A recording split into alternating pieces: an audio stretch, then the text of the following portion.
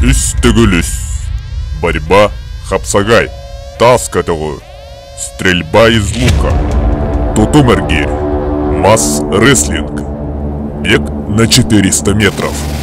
Лучшие из лучших будут сражаться, чтобы завоевать звание победителя игр Тыгына. 28 и 29 июня.